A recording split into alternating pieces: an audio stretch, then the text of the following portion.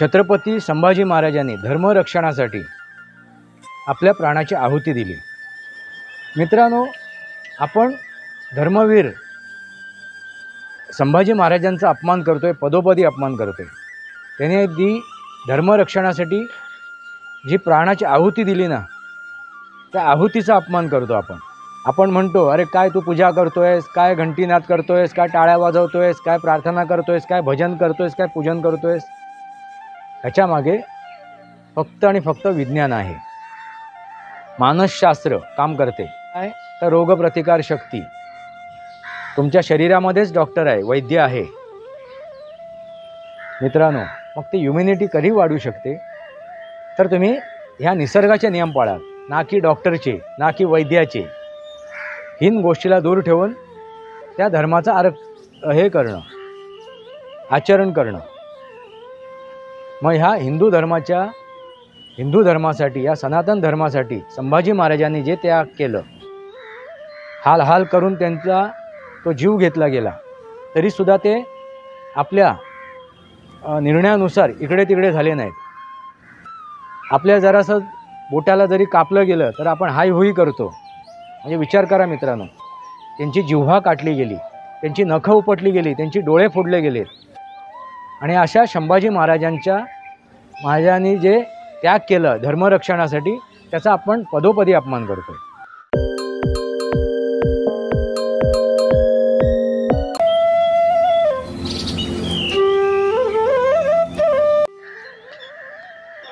नमस्कार मित्रांनो, सनातनी वास्तव या माझ्या शृंखलेमध्ये पुन्हा एकदा आपलं स्वागत। मी आपला मित्र राजेश वासंती साबाजी किळुस्कर। मित्रांनो, तुम्ही छावा चित्रपट पाहिला असाल आणि छावा चित्रपट पाहिल्यानंतर तुमच्या एक गोष्ट लक्षात आली असेल, छत्रपती संभाजी महाराजांनी धर्मरक्षणासाठी आपल्या प्राणाची आहुती दिली। हाल करून त्या छत्रपती शिवाजी महाराजांना त्या औरंग्याने मारलं, जीवे मारलं। हे तुम्ही विचार करा, त्यांची नखं काढली गेलीत, त्यांची जीभ कापली गेली, डोळे फोडले गेलेत, अगदी त्यांच्या शरीराचे तुकडे तुकडे केले गेले। एवढ्यावरच तो थांबला नाही, ते सर्व तुकडे त्यांनी बाहेर फेकून दिलेत, नदीत वाहून दिलेत। म्हणजे तुम्ही विचार करा मित्रांनो, परत त्यांचा शिर काठीवर लावून गुढी उभी केली। म्हणजे गुढीपाडव्याला जे आपण पर्व साजरं करतो, गुढी उभी करतो, त्याचं एक प्रतीक म्हणून त्यांनी त्या शिराला त्या काठीवरती, बांबूवरती लटकवलं। म्हणजे त्यांनी हिणवलं। कोणाला हिणवलं तर सनातनींना, हिंदूंना।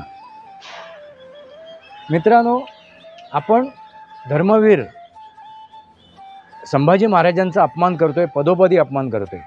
त्याने धर्मरक्षणासाठी जी प्राणाची आहुती दिली ना, त्या आहुतीचा अपमान करतो आपण। मित्रांनो, महत्त्वाची गोष्ट, मी आज शक्यतो मी ठरवलं होतं की त्या ह्याच्यावरती बोलायचं, प्रयागराजवरती। राज ठाकरेंनी जी काय प्रतिक्रिया दिली त्या महाकुंभ मेळ्याबद्दल आणि त्या नदीबद्दल, त्याच्यावरती चर्चा करायची। पण विचार केला, ह्या अगोदर सनातन काय आहे, धर्म काय आहे, हे थोड्या वेळ समजून घेणं गरजेचं आहे। त्यानंतरच आपण तो विषय घेऊ। आता सनातन अनेक वेळा मी त्याचा उल्लेख केलेला आहे, जे अनंत आहे, ज्याची सुरुवात कधी झाली आणि कधी अंत होणार आहे सांगू शकत नाही, ते सनातन। असं सनातन काय आहे तर विज्ञान, शास्त्र। मित्रांनो, ही महत्त्वाची गोष्ट आहे, ती आपण कधीच जाणून घेतली नाही। आपण सांकेतिक स्वरूपातच अडकून बसलो, सांकेतिक स्वरूपातच स्वतःला गुंतवून ठेवलं आपण, आणि जे वास्तव आहे त्या वास्तवाकडे आपण दुर्लक्ष केलं। मित्रांनो, ही सृष्टी, ह्या सृष्टीचं जे नियंत्रण करणारी हे जे ब्रह्मांड आहे, त्या ब्रह्मांडामध्ये जे विज्ञान आहे, सायन्स आहे, सायन्स नाही, विज्ञान आणि शास्त्र आहे, त्या शास्त्राचाच ते शास्त्रच आणि ते शास्त्र अंगीकृत करणं आणि त्यानुसार चालणं, ते विज्ञान अंगीकृत करणं आणि त्यानुसार चालणं, त्याचे नियम पाळणं, त्या सृष्टीचे नियम पाळणं, त्या ब्रह्मांडाचे नियम पाळणं म्हणजे सनातन. मित्रांनो, मी आता नुकतीच पूजा केली. पूजा करताना मी घंटीनाद केला सुरुवातीला, घंटानाद. आता घंटानाद करण्याच्या मागचा उद्देश काय होता, तर वातावरण निर्मिती करणं. ज्यावेळी ध्वनी निघतो ना, त्या ध्वनीमधून वातावरणामध्ये जर नकारात्मकता असेल तर ती सकारात्मकतेमध्ये परिवर्तन होते, नकारात्मकता जाऊन सकारात्मकमध्ये परिवर्तन होते. म्हणून बघा, घंटीचा आकार तो असा आहे, वरच्या बाजूला तो कमी आहे त्याचा रुंदी, आणि खालच्या बाजूला त्याची रुंदी वाढलेली आहे त्या घंटेचा. तो आकार वैज्ञानिक स्वरूप आहे, आणि त्याच्यातून निघालेला जो ध्वनी आहे त्या ध्वनीमुळे वातावरण निर्मिती होते.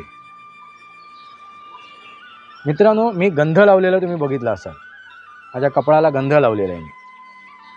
हे आज्ञाचक्र आहे. हे आज्ञाचक्र संचलित व्हावं, उद्दीपित व्हावं, कार्यरत व्हावं,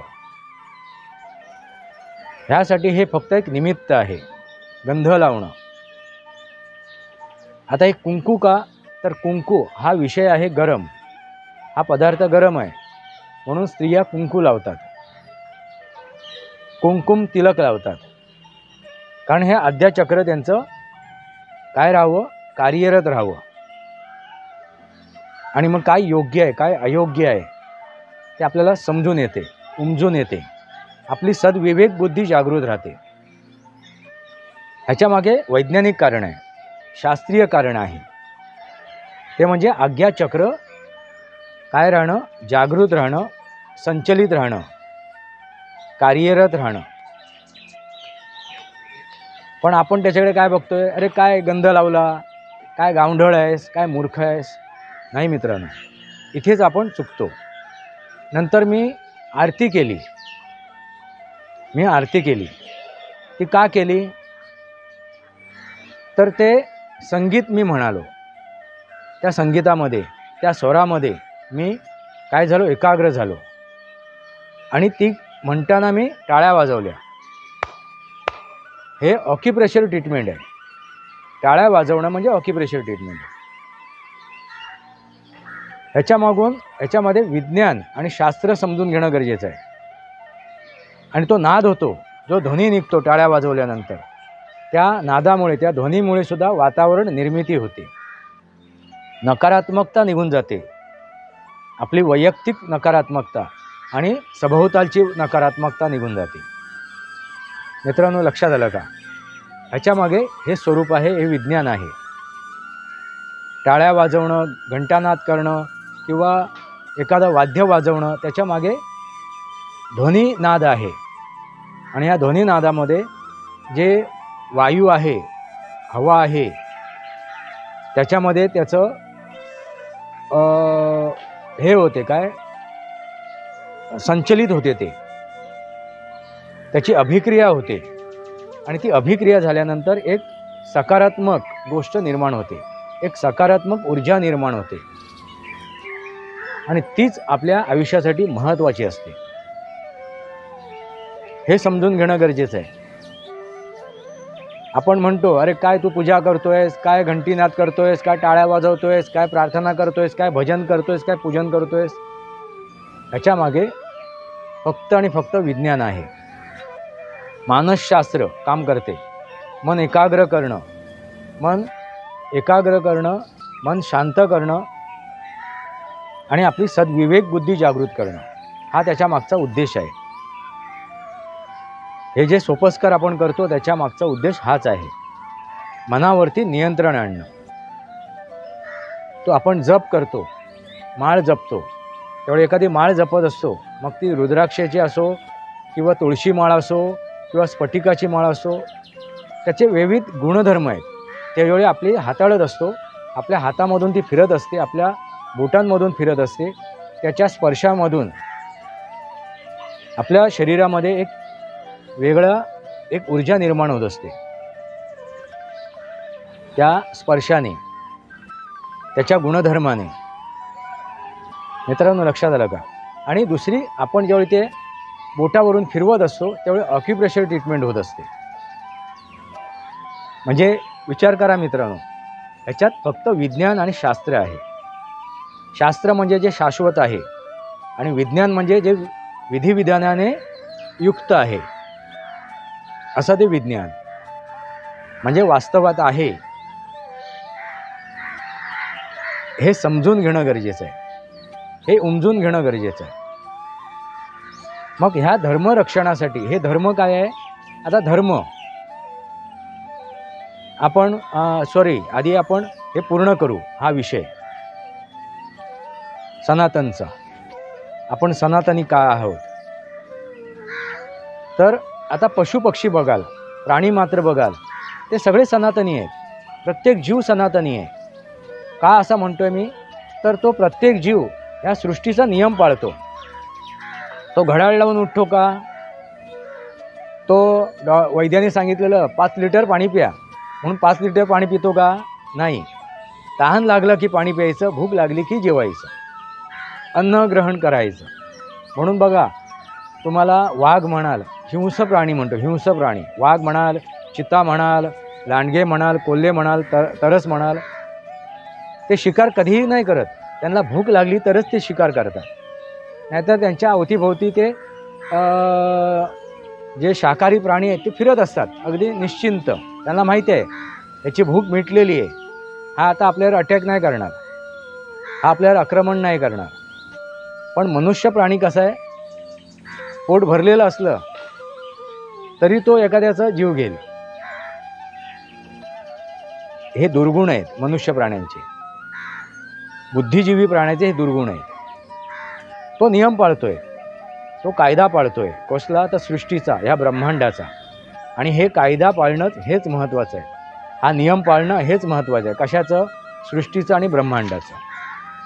म्हणून कोरोनामध्ये तुम्हाला सांगितले जात होते, इम्युनिटी वाढवा, इम्युनिटी वाढवा. इम्युनिटी म्हणजे काय? तर रोगप्रतिकार शक्ती. तुमच्या शरीरामध्येच डॉक्टर आहे, वैद्य आहे मित्रांनो. मग ते इम्युनिटी कधी वाढू शकते? तर तुम्ही ह्या निसर्गाचे नियम पाळाल, ना की डॉक्टरचे, ना की वैद्याचे. निसर्गाचे नियम पाळाल, त्या सृष्टीचे नियम पाळाल. हे समजून घेणं गरजेचं आहे. बराच आहे, बोलण्यासारखं कमी नाही आहे, बोलण्यासारखं भरपूर आहे. आता आपण धर्म ह्या विषयाचा विचार करू. धर्म म्हणजे मर्म जाणून ते धारण करणं म्हणजे धर्म. आता तुम्ही म्हणाल, कसलं मर्म जाणून घेणं? तर सृष्टीचे नियम पाळणं, सृष्टीचे नियम पाळणं, सृष्टीचा कायदा पाळणं, त्याचा मर्म जाणून घेणं, त्याचा सार जाणून घेणं आणि त्यानुसार ते आचरण करणं. धारण करणं म्हणजे आचरण करणं. धारण करणं म्हणजे घालणं नव्हे. शर्ट आपण धारण केलं, घातलं. धारण करणं म्हणजे आचरण करणं, त्यानुसार वागणं म्हणजे धर्म. ना की हिंदू धर्म, ना की बौद्ध धर्म, ना मुस्लिम धर्म. हे सगळे तथाकथित धर्म आहेत. याचा मी उल्लेख यापूर्वीही केलेला आहे. राजकीय त्याला राजकीय बेस आहे त्याला. हे जे धर्म आहेत हे राजकीय आहेत. राज्यविस्तार करण्यासाठी, स्वतःचं महत्त्व जाणून दाखवण्यासाठी, स्वतःची अस्तित्व दाखवण्यासाठी हे धर्म, ह्या धर्माचा उल्लेख केला जातो. हे जे तथाकथित धर्म आहेत ते मुळात एकच धर्म आहे, तो म्हणजे सनातन धर्म. आणि सनातन काय, कधी सुरू झालं आणि कधी अंत होणार आहे सांगू शकत नाही. म्हणजे असं काय, तर विज्ञान आणि शास्त्र. हे ब्रह्मांड नष्ट झालं तरच हे विज्ञान आणि शास्त्र नष्ट होईल, म्हणजे सनातन नष्ट होईल. आता ते कधी होऊ शकते, कसं होऊ शकते, कोण सांगू शकते का? म्हणून सनातन हे कोणीही नष्ट करू शकत नाही. आणि ह्या सनातन धर्माच्या रक्षणासाठी संभाजी महाराजांनी आपल्या प्राणाचा त्याग केला. मित्रांनो, लक्षात आलं का? आणि तोच त्याबरोबर हिंदुत्व, तेच राष्ट्रीयत्व, हिंदू धर्म, राजकीय धर्म तो सांभाळण्यासाठी. कारण शेवटी आपल्याला आपलं अस्तित्व टिकवायचं असेल तर राजकारण करणं गरजेचं आहे, रणनीती आखणं गरजेचं आहे. मग ती आखण्यासाठी, ती राजकारण करण्यासाठी, रणनीती आखण्यासाठी आपल्याला हा हिंदू धर्म पाळणं, त्या हिंदू धर्मानुसार चालणं महत्त्वाचं आहे. हीन गोष्टीला दूर ठेवून त्या धर्माचा हे करणं, आचरण करणं. मग ह्या हिंदू धर्मासाठी, या सनातन धर्मासाठी संभाजी महाराजांनी जे त्याग केलं, हाल करून त्यांचा तो जीव घेतला गेला, तरीसुद्धा ते आपल्या निर्णयानुसार इकडे तिकडे झाले नाहीत. आपल्या जरासं बोटाला जरी कापलं गेलं तर आपण हाय होई करतो. म्हणजे विचार करा मित्रांनो, त्यांची जिव्हा काटली गेली, त्यांची नखं उपटली गेली, त्यांची डोळे फोडले गेले. आणि अशा संभाजी महाराजांनी जे त्याग केलं धर्मरक्षणासाठी, त्याचा आपण पदोपदी अपमान करतो आहे. असं मी का म्हणतो आहे? कारण राज ठाकरे काय बरळलेत, आणखीन काय बरळला, ते उद्धव ठाकरे काय बरळत आहेत, तो राहुल गांधी काय बरळतो आहे. आणि त्यांचं समर्थन करणारे जे समर्थक येतात, चाटुकार येतात, हे दुर्दैव आहे. त्यांचे समर्थन करणारे गुलाम येतात, हुजरे येतात, हे दुर्दैव आहे. आणि आम्ही जे अस्तित्वात नाही जाती, त्या कुठल्याही जाती अस्तित्वात नाही आहे. मग ह्या जातीमध्ये आपण विभागलो गेलो आणि हिंदूला काय झालं आहे, हिंदू ह्या धर्माला आपण काय केलं आहे, विघटित करून ठेवलं आहे. हे कुठेतरी थांबणं गरजेचं आहे, हे कुठेतरी थांबणं गरजेचं आहे. मित्रांनो, तुम्हाला सनातन कळलं, तुम्हाला धर्म कळला. मग या धर्मरक्षणासाठी दुसऱ्याच्या घरात शिवाजी जन्माला यायला पाहिजे याची वाट पाहायची का? की संभाजी महाराजांसारखं स्वतःच्या आयुष्याचं बलिदान करण्याची तयारी दर्शवणं, की दुसऱ्याच्या घरात शिवाजी, दुसऱ्याच्या घरात संभाजी महाराज जन्माला यावेत याची वाट पाहावी? विचार करा, निर्णय घ्या.